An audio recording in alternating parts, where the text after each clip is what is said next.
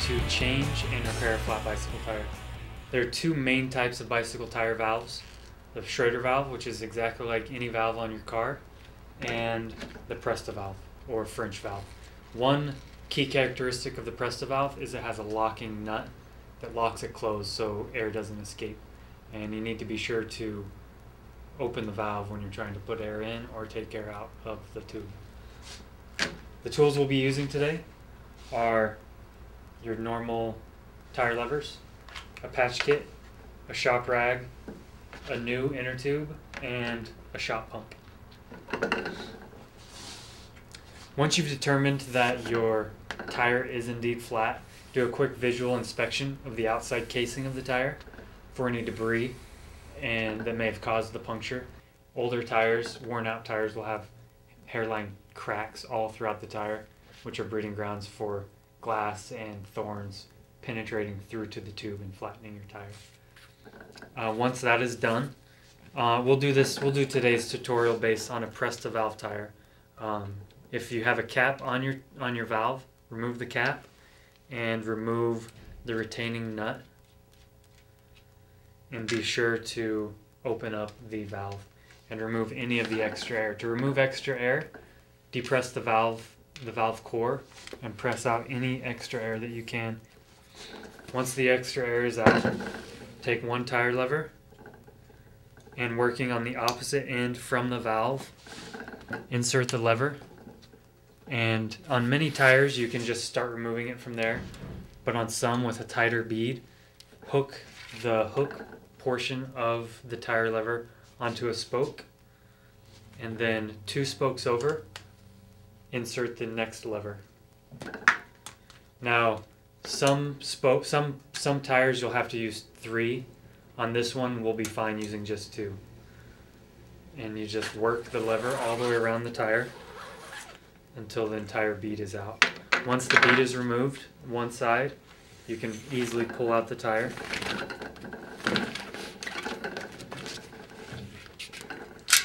And for a more thorough inspection of the tire, you can remove the entire tire. Just pull up on the opposite bead and remove the entire tire. Once you have the tire removed, take a shop rag and rub along the inside of the tire for any debris that might still be there.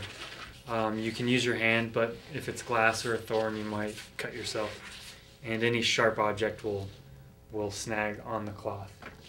Once that is checked, grab your wheel and check that the rim strip is centered and covering all of your valve holes.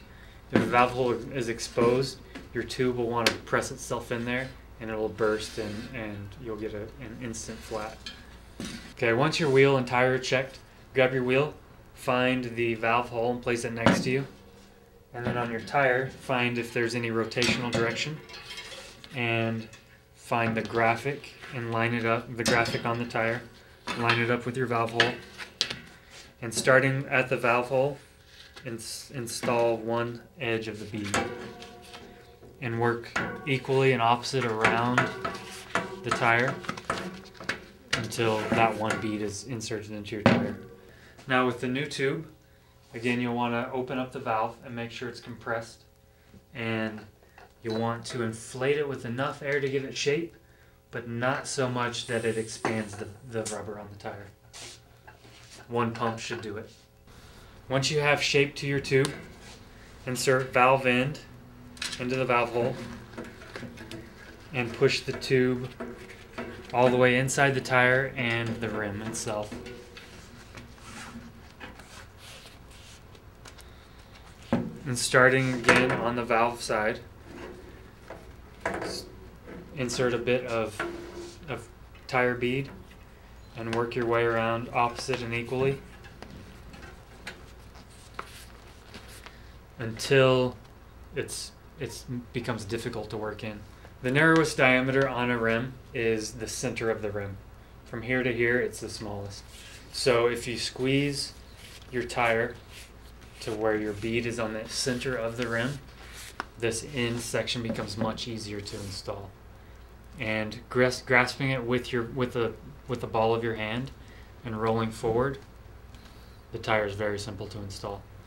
Avoid, if at all possible, using any sort of tool and be sure that your tube isn't pinched between your tire and your rim. Now, if the tire is still too tight to install with your hand, take your your tire lever and work the opposite direction, being very careful not to pinch, working slowly until it drops in. Then visually check for any tire that might be pinched between the bead and the rim. Now, once your tube is fully installed, attach your pump and inflate to the recommended pressure that's marked on the side of your tire. And you'll want to check every 20 or 30 pounds to see if the bead is setting properly and to make sure that there's no tire being pinched between the rim.